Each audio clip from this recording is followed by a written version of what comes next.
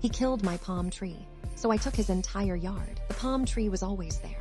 A tall, elegant sentinel guarding the corner of my property, its fronds whispering secrets to the Florida breeze. It had been a sapling when Michael and I bought the house, a tiny thing we'd planted together, our hands tangled in the warm earth. Now, 10 years later, it was a landmark, a living testament to our life together. And then Greg moved in. Greg. The name tasted like ash in my mouth. He was a caricature of the newly divorced, desperate to prove himself man.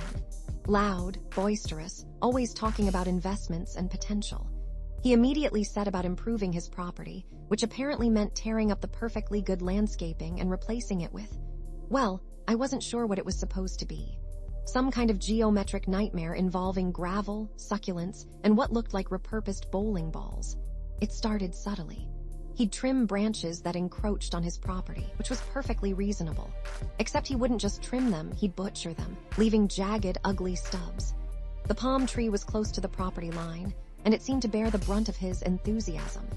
He's hacking away at it, Sarah Brenda, my best friend and neighbor across the street, reported one afternoon, her voice tight with indignation.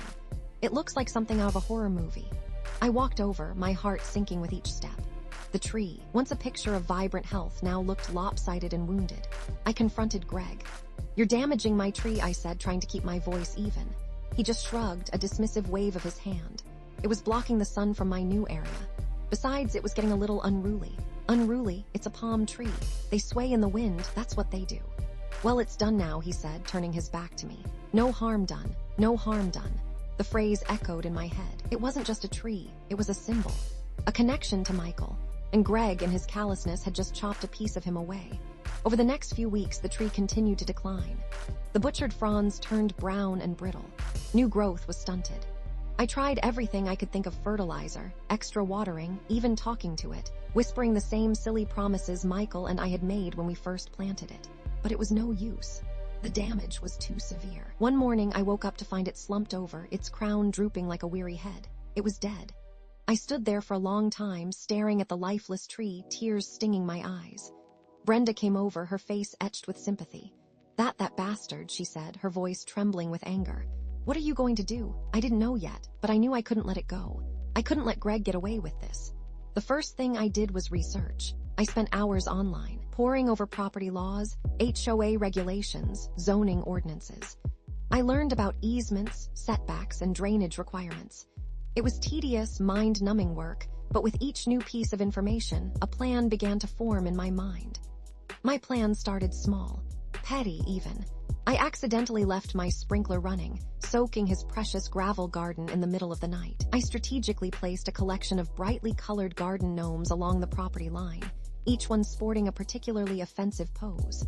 I even started mowing my lawn at 7:00 a.m. on Saturdays, right when I knew he was trying to sleep in.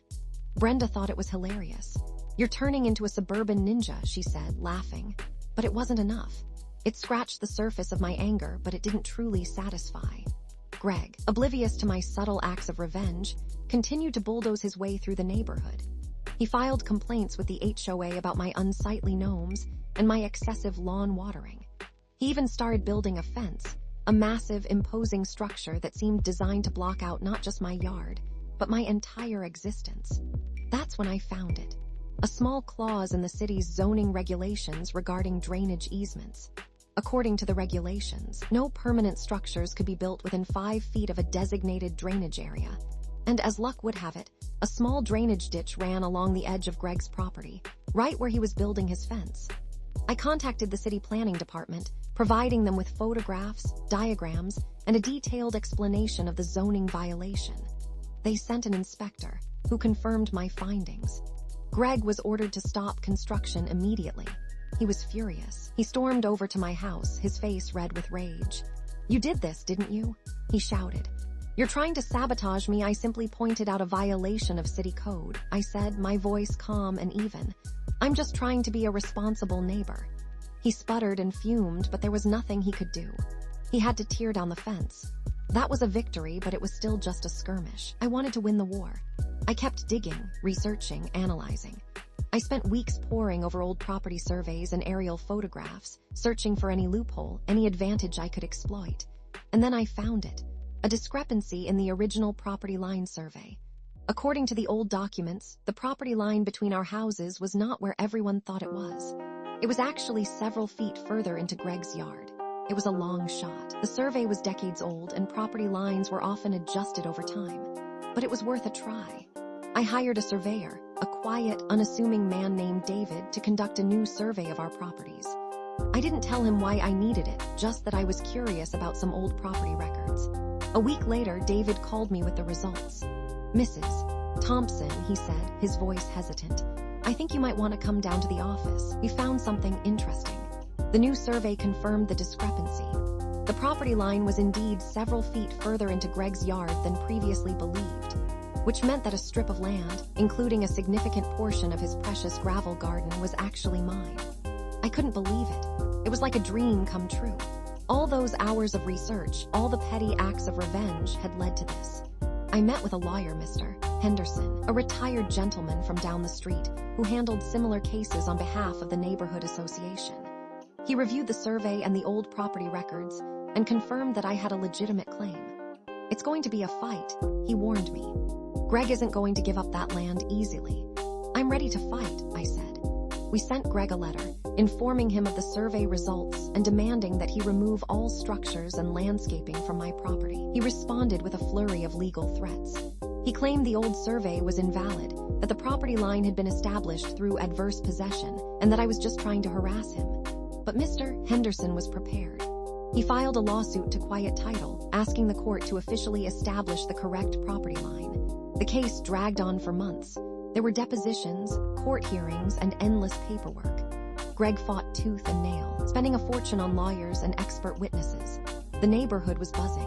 Mrs. Davison, the resident gossip, cornered me in the grocery store, her eyes wide with excitement. "I can't believe you're actually doing this," she whispered. "You're taking his entire yard." The truth was, I didn't want his entire yard. I just wanted him to understand. To understand the pain he had caused me, the disrespect he had shown for my property, for my memories, for my grief. Finally, after months of legal wrangling, the case went to trial.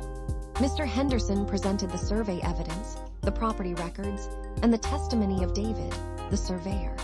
Greg's lawyers tried to discredit the evidence, but they couldn't overcome the fact that the old survey was clear and unambiguous.